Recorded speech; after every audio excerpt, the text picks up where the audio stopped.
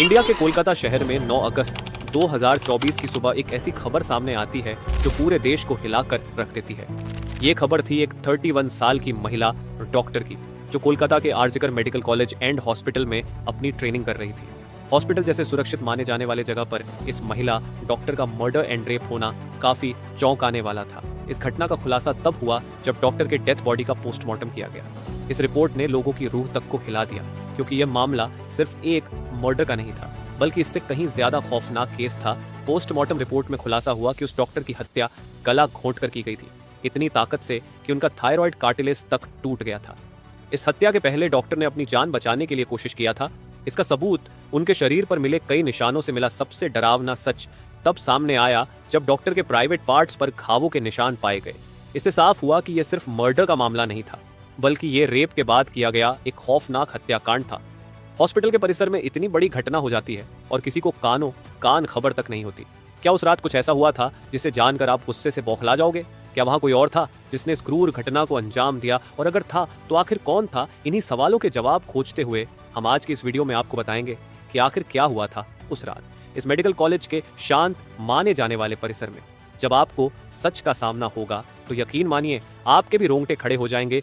Guys, before starting this video let me tell you कि मैं यहाँ पर उन फीमेल डॉक्टर को श्रुति नाम से रेफर करने वाला हूँ, एंड ये उनका रियल नेम नहीं है, सो कंफ्यूज मत होना। श्रुति एक जूनियर डॉक्टर जो कि कोलकाता के RG Kar medical college and hospital से अपनी डॉक्टर की ट्रेनिंग ले रही थी 8 अगस्त 2024 को। और दिन की तरह श्रुति अपनी नाइट शिफ्ट पर होती है और वह अपनी जॉब कर रही होती है। तभी रात के 11 बजे उन्हें अपनी मदर का फोन आता है, जैसे कि हर दिन आता था, क्योंकि पेरेंट्स को तो अपने बच्चों की चिंता हमेशा होती है। श्रुति की मदर उनसे पूछती है कि क्या तुमने खाना खा लिया और तबीयत वगैरह तो ठीक है तुम्हारी?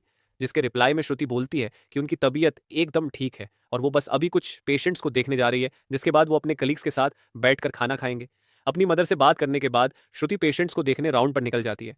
सारे पेशेंट्स को देखने में और अपना काम खत्म करने में श्रुति को रात के 2 बज जाते हैं, जिसके बाद वो अपने कलीग्स के साथ जाकर हॉस्पिटल कैंटीन में ही बैठ जाती है, जहां मिलकर ये लोग अपना खाना भी खाते हैं और साथ साथ थोड़ी बातें भी करते हैं।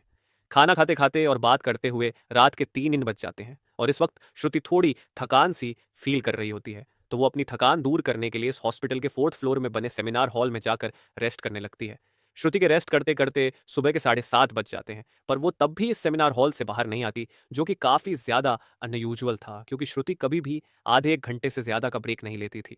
हॉस्पिटल का एक वर्कर जो कि सुबह की शिफ्ट स्टार्ट होने से पहले हॉस्पिटल के सारे रूम्स को चेक कर रहा होता है, और वो ऐसे ही सारे रूम्स को चेक करते हुए इस सेमिनार हॉल की तरफ आता है।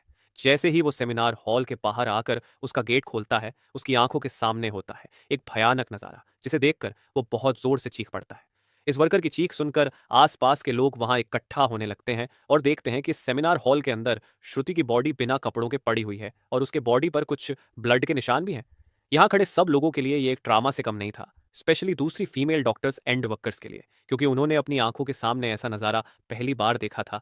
वो भी हॉस्पिटल प्रेमिसेस के अंदर श्रुति की बॉडी को देखकर आसपास खड़े सारे लोग उसे एक स्ट्रेचर पर लेटते हैं और इमरजेंसी रूम में लेकर जाते हैं, ताकि डॉक्टर्स उसकी कुछ हेल्प कर सकें। काफ़ी देर तक डॉक्टर्स के स्ट्रगल करने के बाद भी एट द एंड श्रुति कुछ घंटों के बाद अपना दम तोड़ देती है।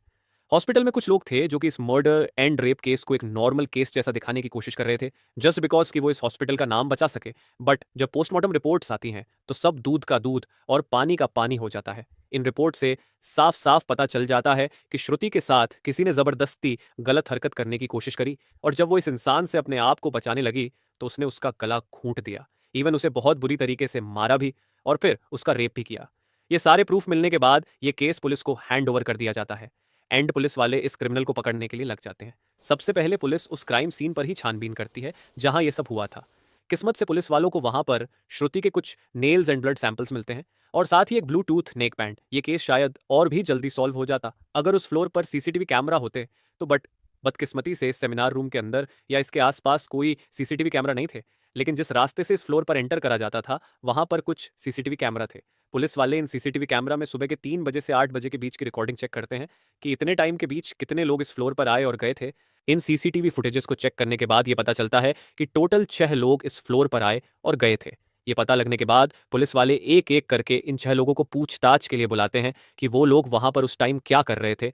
और इन लोगों को इस बीच यहाँ कुछ भी अजीब दिखा कि नहीं, इन लोगों से पूछताछ के दौरान पुलिस वाले उनके फ़ोन का ब्लूटूथ भी ऑन करके चेक करते हैं कि जो ब्लूटूथ हेडसेट उन्हें मिला था वो इनमें से किसका था, क्योंकि आपको पता होगा ही कि एक बार अगर आप किसी ब्लूटूथ डिवाइस से अपना फ़ोन पेयर करते हो तो अगली बार वो उससे ईजिली कनेक्ट हो जाता है। और फाइनली पुलिस वालों की ये ट्रिक काम भी आती है, क्योंकि ये ब्लूटूथ नेकबैंड इन 6 लोगों में से एक आदमी के फ़ोन से कनेक्ट हो जाता है, जिसका नाम था संजय रॉय, जो कि एक सिविल वॉलंटियर था। सिविल वॉलंटियर वो लोग होते हैं जो कि पुलिस के अंडर काम करते हैं और उनकी हेल्प करते हैं छोटे मोटे कामों को मैनेज करने में।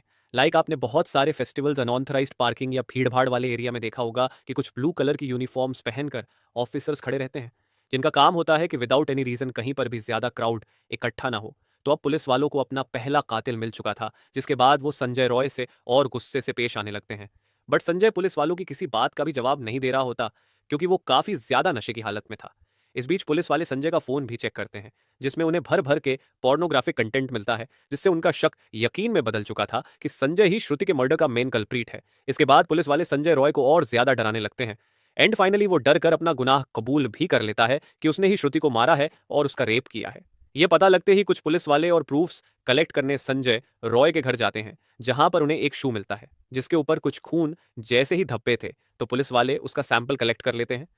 थोड़ी और तलाशी लेने पर पुलिस वालों को संजय के घर के बाहर कुछ कपड़े सूखते हुए दिखते हैं, और ये वही कपड़े थे जो कि उस दिन संजय ने पहने थे, क्योंकि ये सब सीसीटीवी कैमरा में कैप्चर हो गया था, जिससे जाहिर था कि संजय ये प्रूफ मिटाने की भी कोशिश कर रहा था। बट जब संजय को पूछताछ के लिए पुलिस स्टेशन में लाया गया था, उस वक्त वो काफी ज्यादा नशे की हालत में था। तो क्या वो ये सब बस इसलिए कर रहा था ताकि उसे कम सजा मिले, जस्ट बिकॉज वो उस वक्त नशे में था?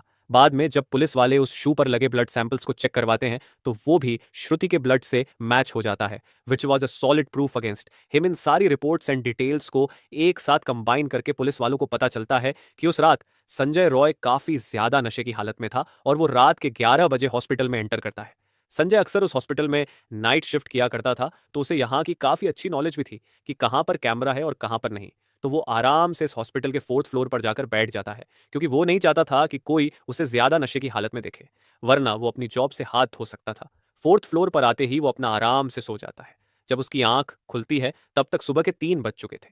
तभी संजय की नजर श्रुति पर पड़ती है, जो कि रेस्ट करने सेमिनार हॉल में जा रही थी। श्रुति को अकेला देखकर संजय के इरादे बिगड़ने लगते हैं। वो पहले काफी देर तक इस फ्लोर के चक्कर लगाने लगता है, ये कंफर्म करने के लिए कि कोई यहां पर ज्यादा आ तो नहीं रहा। जब उसे लगता है कि हाँ उसका रास्ता साफ है, तो वो 4 बजे सेमिनार हॉल के अंदर एंटर करता है और फिर वहां से 4:45 पर बाहर आता है। इन 45 मिनट्स तक श्रुति के साथ इस आदमी ने क्या क्या किया होगा और वो कितने पेन से गुजरी होगी, ये सोचकर ही किसी का भी दिल सहम जाएगा। स्पेशली श्रुति के पेरेंट्स, जिन्होंने इतनी उम्मीद से और सेक्रीफाइसेस करके अपनी बच्ची को डॉक्टर बनने भेजा था, एंड श्रुति अपने पेरेंट्स की अकेली बेटी थी, तो उनके लिए तो ये किसी सदमे से कम नहीं होगा। एंड गाइस, ये केस अभी भी क्लोज नहीं हुआ है और 23 अगस्त तक संजय राय को कस्टडी में रखा जाएगा। इस कातिल इंसान के साथ क्या होना चाहिए आप कमेंट में जरूर बताना, और इस केस रिलेटेड जानकारी देखने के लिए चैनल सब्सक्राइब करें। Thank you.